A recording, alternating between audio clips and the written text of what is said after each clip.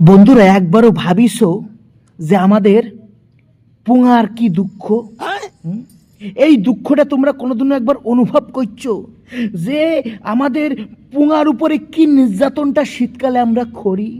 কোনোদিনও ভাবো নাই ভাই, কারণ তোমাদের ভাবার টাইম নাই। তোমরা হাত মোজা পরে হাতের কথা ভাবো যে হাতটা আমার শুকোয় যাবে, ঠুটো হয়ে যাবে, ছাল বাকলা উঠে যাবে। আমরা হাতের মোজাটা পরি, আমরা পায়ের মোজাটা পরি, পাটা যাতে প্রোটেক্ট থাকে, গলাটায় পরি মাফলার জলে যাতে গলাটা ভালো থাকে, শরীরটা ঢাকিয়ে রাখি যাতে আমাদের শরীরটায় গরম লাগে, ঠান্ডা না লাগে।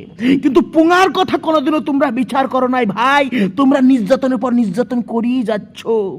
পুঙার যারটা আলাদা গল্প আছে, একটা কাহিনী আছে, দুঃখর যন্ত্রণার কাহিনী আছে। একবারও কোনোদিনও শুনছো, ভাবছো তাদের কথা? ভাবো নাই। একবার ভাবো তো, সকালবেলা যখন পায়খানায় যায় পায়খানা করো, হাঁটতে বসো, তারপরে ওই যে শীতের মধ্যে বরফ গলা জল দিয়ে পুঙাটার উপরে যে অত্যাচারটা করো, তখন কি অবস্থা হয়? পুঙা তো চাল্লায় ওঠে, না মালিক, না না না না না না না না না না না, ওই বরফ গলা জল প্লিজ আমার সঙ্গে সংস্পর্শে আনবেন না, আমি মরি যাব। কিন্তু তারপরেও আমরা তাদের উপর অত্যাচার করি।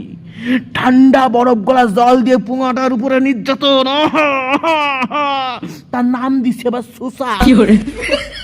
আমরা সুসি, কিন্তু কি অত্যাচারটা পুঙার উপরে করি একবার বাঁচছো? ভাবো নাই।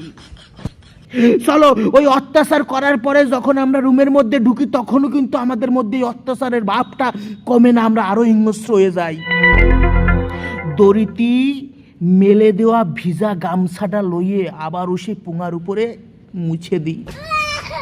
ওই সময় ভাই পুঙায় গান করে, গান, মালিক এত কষ্ট মেনে নেওয়া যায় না, মেনে নেওয়া যায় না। পুঙার যদি হাত পা থাকতো রে ভাই, ঠ্যাঙের নিচে দিয়ে তোমাকে বিচিখানা চাপি ধরত। এত অত্যাচার কেন ভাই? আমাদের আমাদের পুঙার উপরে কোনো খেয়াল নাই ভাই। দেখছো, এই যে মুখে মুখে ঘষার জন্য তেল বেরোয়, হাত পায়ে দেওয়ার জন্য তেল বেরোয়, কিন্তু পুঙায় মালিশ করার জন্য কোনোদিন কোন তেল কিন্তু কোম্পানি বের করে নাই। আমাদের পুঙানে কোনো চিন্তা ভাবনাই নাই। শীতকালে পুঙার উপরে অত্যাচার অত্যাচার অত্যাচার। আমরা আমরা এমন কেন ভাই? আমরা পুঙার দুঃখ কবে বুঝবো?